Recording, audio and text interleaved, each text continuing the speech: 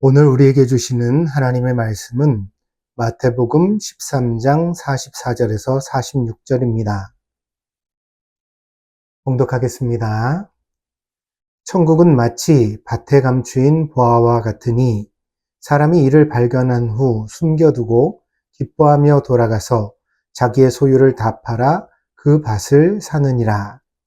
또 천국은 마치 좋은 진주를 구하는 장사와 같으니 극히 값진 진주 하나를 발견함에 가서 자기의 소유를 다 팔아 그 진주를 사느니라. 아멘.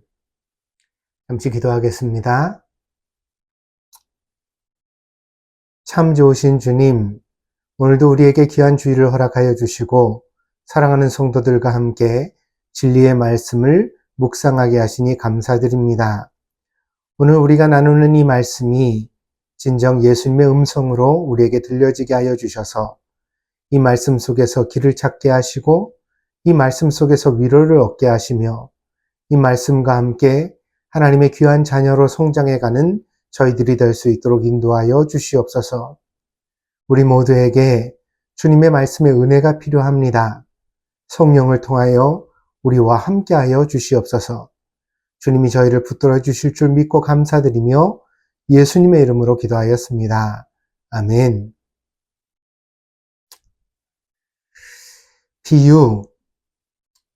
어떤 현상이나 사물을 직접 설명하지 아니하고 다른 비슷한 현상이나 사물에 빗대어 설명하는 일. 사전에서는 그렇게 설명되어 있습니다.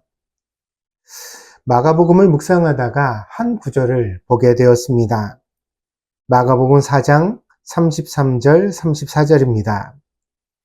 예수께서 이러한 많은 비유로 그들이 알아들을 수 있는 대로 말씀을 가르치시되 비유가 아니면 말씀하지 아니하시고 다만 혼자 계실 때에 그 제자들에게 모든 것을 해석하시더라. 예수님의 설교는 비유로만 되어진 것은 아닙니다. 그래서 이 말씀의 의미는 아마도 예수님께서 그곳에서 설교하실 때는 비유만 쓰셨다 이런 뜻이 될 수 있고 혹은 평소 설교하시는 중에 아주 비유를 많이 사용하셨다. 그러니까 비유가 아니면 말씀하지 아니하였다는 것은 강조적 용법이 되겠죠. 그렇게 말할 수 있을 만큼 예수님은 설교에 많은 비유를 사용하셨다. 이런 뜻으로 해석할 수 있을 것입니다. 아마도 제가 보기에는 두 번째 해석이 맞을 것 같습니다. 그러니까 예수님이 그곳에서 비유로만 설교하셨다고 이해하기보다는 평상시 예수님이 그처럼 많은 비유를 사용하셨다. 그런 의미로 아마 이 말씀을 하고 있는 것이 아닐까 그렇게 생각됩니다. 예수님은 대중이 알아들을 수 있는 설교를 하기를 원하셨습니다. 그러나 예수님께도 이런 목적이 달성하기는 어려웠던 것 같습니다. 왜냐하면 알아들을 수 있는 비유로 말씀하신 이후에도 그것을 제자들이 다 알아듣지 못해서 예수님이 따로 해석해 주셔야만 하는 특별한 시간이 필요했기 때문입니다. 그만큼 제자들은 예수님의 말씀을 잘 알아듣지 못하고 있었습니다. 이 부분이 저의 마음을 사로잡았습니다. 예수님의 제자들이 예수님의 설교를 이렇게 어려워했다면 그러면 과연 우리들은 괜찮을까? 우리들은 성경을 읽으면서 그 성경이 말해주고 있는 의미를 진정 잘 해석하고 있을까? 오늘 우리가 널리 사용하는 해석과 이해는 과연 예수님의 본래의 뜻을 전달하고 있을까요? 그 고민을 하다 보니 역시나 우리도 예수님의 제자들처럼 예수님의 말씀을 잘 알아듣지 못해서 예수님이 여전히 답답해 하시지는 않을까 하는 생각을 하게 되었습니다. 왜 그럴까요? 절대로 예수님이 하시는 말씀이 너무 어려워서 그런 것은 아닙니다. 이와 같이 말씀과 그것을 듣는 사람들의 해석이 서로 갈려지는 이유는 근본적으로 그 원인이 마음입니다.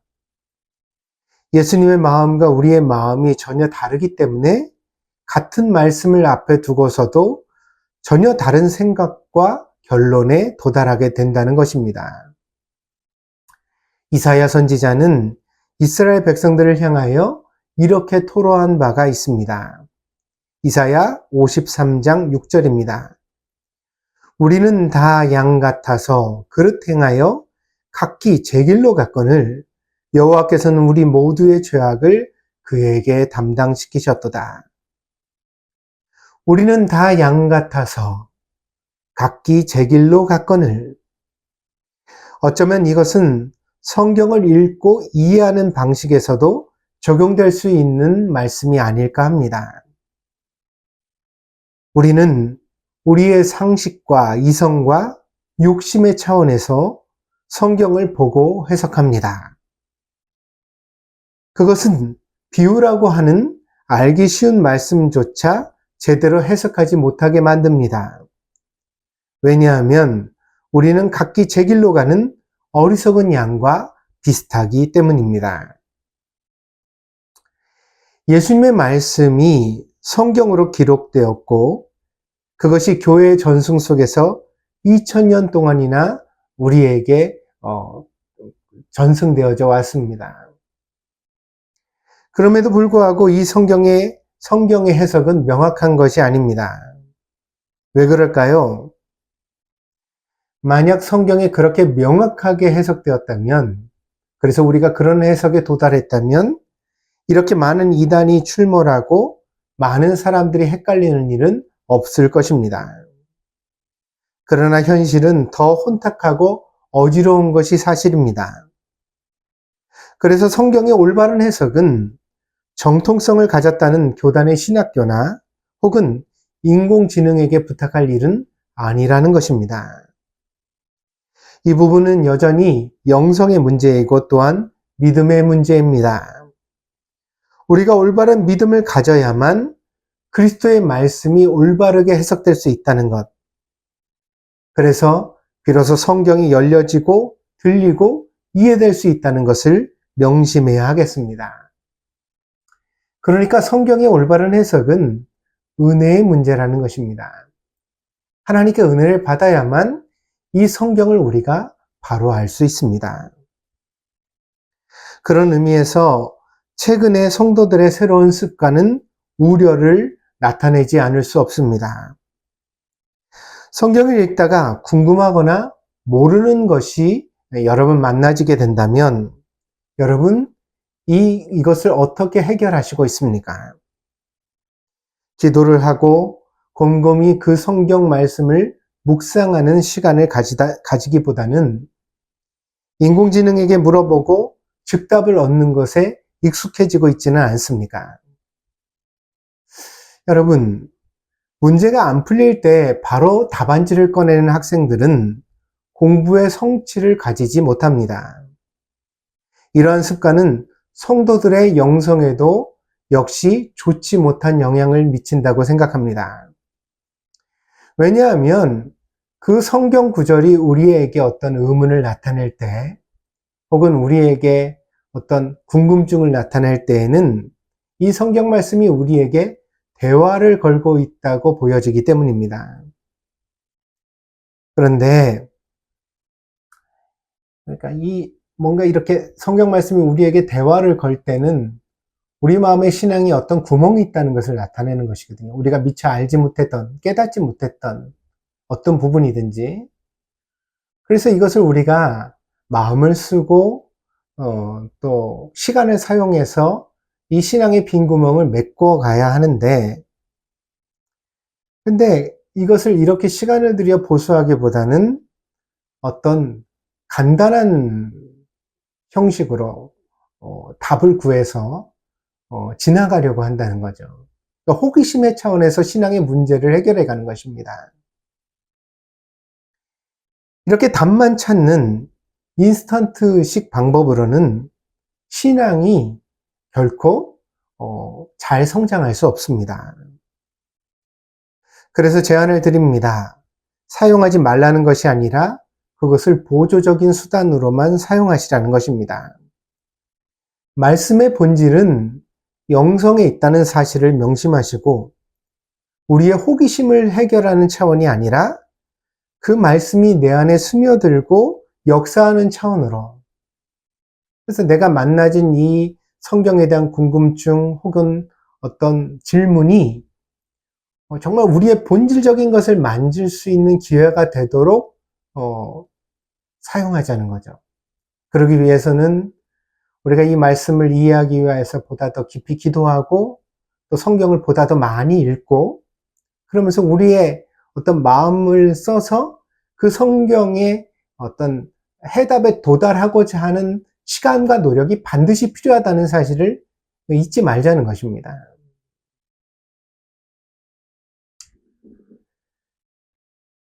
고구마 줄기를 수확하듯 하나의 질문을 마음에 잡으면 그것을 계속 추격하고 더 생각하고 나름의 기록을 남기는 습관을 통하여서 우리 신앙이 차곡차곡 쌓여가야만 합니다. 이런 훈련은 반드시 필요한 것입니다. 이런 훈련이 없이 좋은 그리스도인이 될 수 없습니다. 이런 노력과 열심 없이 성경이 간단하게 이해되고 신앙이 쉽게 자랄 것이라고 생각하는 사람들은 모두 다 착각하고 있는 것입니다. 믿음은 풀이 아니라 나무입니다. 한 해에 갑자기 사람 길을 넘기게 컸다가 겨울이 오면 바로 시들어 넘어지는 풀이 아니라 겨울과 여름을 거듭 지나며 나이테를 더하는 나무처럼 인생의 과정 속에서 경험하고 스며들어 신앙이 자라나게 되는 것입니다. 그러니 여러분, 여러분의 성경책을 절대로 혼자 두지 마십시오. 성경과 함께하는 시간이 많으면 많을수록 여러분은 성경을 통해 변해가게 될 것입니다. 그러나 성경을 혼자 둔다면, 그래서 일주일에 한 번 예배 시간에만 성경을 열어본다면 그 성경은 절대로 여러분을 바꾸지 못합니다. 오늘의 비유에 대한 새로운 해석이 있습니다. 이 해석이 사실 저를 놀라게 하였습니다. 지금까지 본문의 비유는 우리가 밭에서 일하는 자이고, 그래서 우리가 진주를 구하는 상인이고, 그러다 보니까 이제 어떻죠? 우리가 가진 것을 다 팔아서 천국을 사야 한다. 그런 뜻으로 이해해 왔습니다. 그러니까 신앙을 게을리하는 사람들, 신앙에 대한 냉소적이거나 미온적인 사람들에게 열심을 구하는 예수님의 말씀으로 이해해 왔습니다. 그런데 여기에 치명적인 구멍이 하나 있습니다.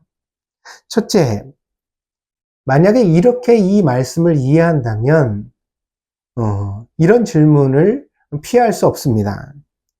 우리는 과연 모든 것을 팔아서 천국을 살 용기가 있습니까? 자신의 전부를 팔아야만 천국을 소유할 수 있다면 이미 여기에서부터 대부분의 사람들은 주저하거나 실망하고 예수님을 떠나갈 것입니다. 이미 예수님의 시대에도 그런 사람이 보입니다. 마태복음 19장 16절입니다. 어떤 사람이 주께 와서 이르되 선생님이여 내가 무슨 선한 일을 하여야 영생을 얻으리이까? 예수께서 이르시되 어찌하여 선한 일을 내게 묻느냐? 선한 이는 오직 한 분이시니라. 내가 생명에 들어가려면 계명들을 지키라. 그 사람이 다시 말합니다. 18절 이르되 어느 계명이오니까? 계명이오니까? 예수께서 이르시되 살인하지 말라, 간음하지 말라, 도둑질하지 말라, 거짓 증언하지 말라, 내 부모를 공경하라, 내 이웃을 내 자신과 같이 사랑하라 하신 것이니라. 그 청년이 이르되 이 모든 것을 내가 지키었사온데 아직도 무엇이 부족하니이까? 예수께서 이르시되 내가 온전하고자 할진대 가서 내 소유를 팔아 가난한 자들에게 주라. 그리하면 하늘에서 보화가 내게 있으리라. 그리고 와서 나를 따르라 하시니 그 청년이 재물이 많음으로 이 말씀을 듣고 근심하며 가니라. 우리는 이 청년보다 더 나은 선택을 과연 할 수 있을까요? 여러분, 예수님이 오늘 여러분들에게 똑같은 요구를 하신다면 여러분은 지금 여러분에게 있는 모든 소유를 팔아 가난한 자들과 나누고 예수님을 따라갈 자신이 있으십니까? 과연 우리는 모든 것을 주님을 위해, 천국을 위해 팔아서 나누는 삶을 실천할 수 있을까요? 아마 그렇게 할 수 있다면 그 믿음은 천국에서 반드시 보상될 것입니다. 그러나 우리는 사실 욕심이 너무 많고 또한 그 욕심만큼 근심도 많습니다. 우리는 예수님도 따르기를 원하지만 우리가 가진 소유도 재산도 필요하다고 생각하는 사람들입니다. 이 생각 자체가 우리의 신앙이 아주 미지근하며 예수님의 요구에 응답하기에는 너무 연약한 믿음을 가지고 있다는 사실을 이미 보여주고 있습니다. 두 번째로 우리가 모든 소유를 팔아야만 천국을 살 수 있다고 이 비유를 해석할 때는 두 번째 허점이 하나 있습니다. 두 번째는 우리가 이 모든 것을 팔면 과연 천국을 살 수 있느냐는 문제입니다. 이것은 공로주의라고 부르는 신앙의 함정을 떠올리게 합니다. 여러분은 이미 율법주의라는 말을 많이 들어보셨을 것입니다. 유대인들은 율법을 지켜서 천국에 들어간다고 생각했습니다. 그런데 이것이 바로 율법주의이고 또한 공로주의입니다. 쉽게 말하면 우리가 선행으로 값을 치러서 천국에 들어갈 수 있다는 생각입니다. 사도들의 가르침에 의하면 이것은 불가능한 것입니다. 그리스도인의 선행은 하나님의 은혜에 대한 올바른 반응이지 구원의 원인이 절대로 아닙니다. 그러니까 우리가 착해져야, 선을 행하여야 구원을 받을 수 있다는 생각은 신약 성경과 완전히 배치되는, 반대되는 생각입니다. 착해서 잘해서 잘못을 저지르지 않아서 구원받는다는 생각은 기독교의 대속, 그러니까 십자가의 도를 정면으로 거부하는 생각입니다. 때문에 모든 그리스도인들은 선행을 자랑할 수 없습니다.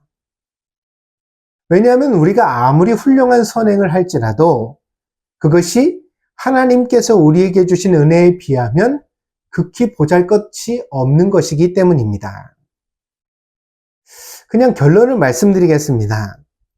우리가 가진 것을 다 팔아도 절대로 천국을 살 수 없습니다. 이것이 성경이 우리에게 말해주는 사실입니다.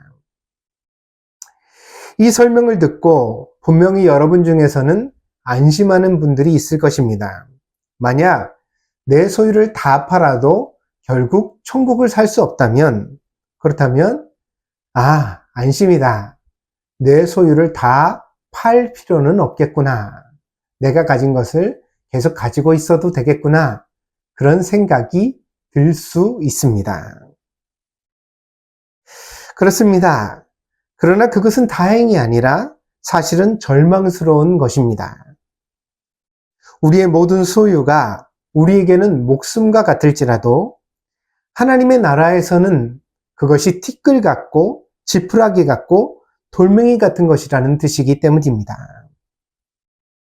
우리가 이렇게 다행이라고 생각하는 것 자체가 우리를 처음 질문으로 돌아가게 합니다. 우리는 과연 천국을 위해서 모든 소유를 다 던질 용기가 있습니까? 이 비유에 대한 새로운 해석이 있습니다. 아마도 이 해석을 여러분은 아주 좋아하실 것입니다. 그러나 이것을 여러분에게 말씀드리기 전에 설교자로서 부탁드릴 것이 있습니다.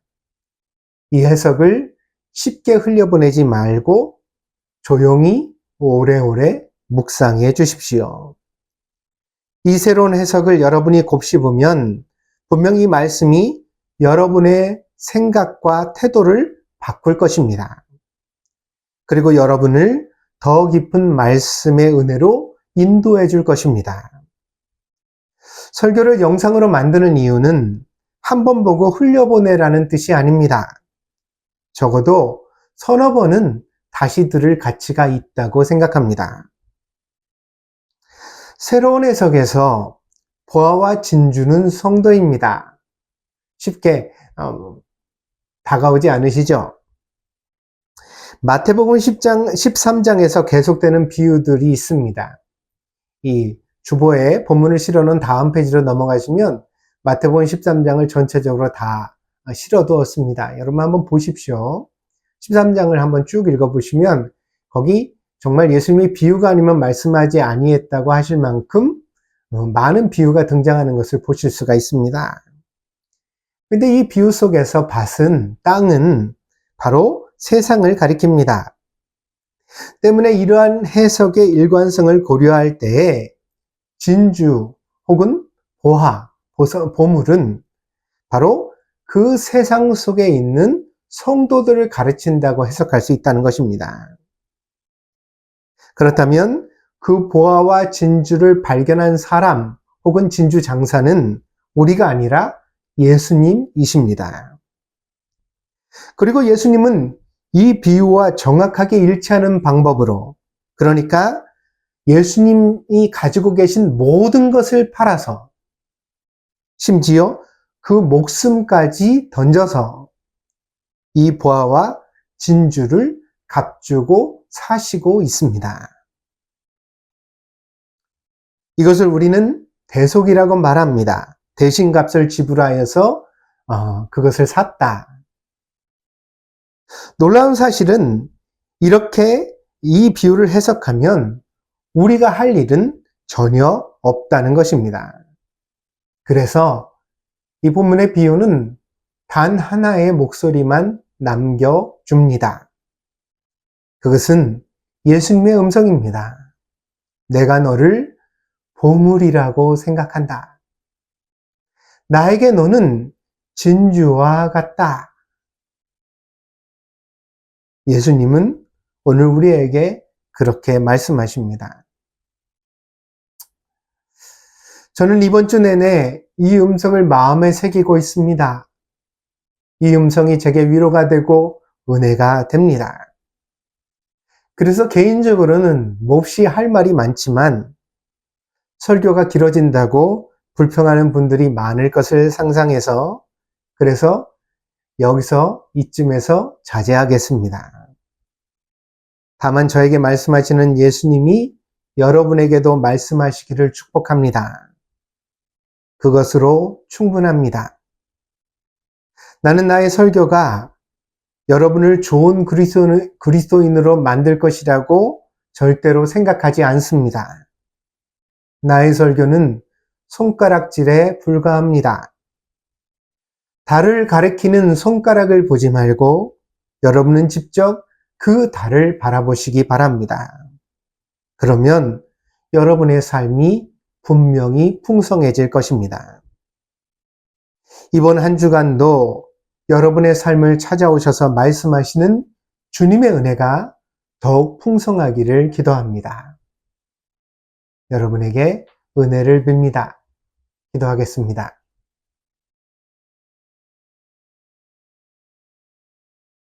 주님, 나의 모든 소유를 팔아라. 더 열심을 내어라. 왜 좀 더 희생하지 않느냐? 그런 말씀으로 이 성경 본문을 이해해 왔는데 오늘 이 말씀이 전혀 다르게 우리에게 들려졌습니다. 나에게 너는 보물이란다. 나에게 너는 진주처럼 아름답구나.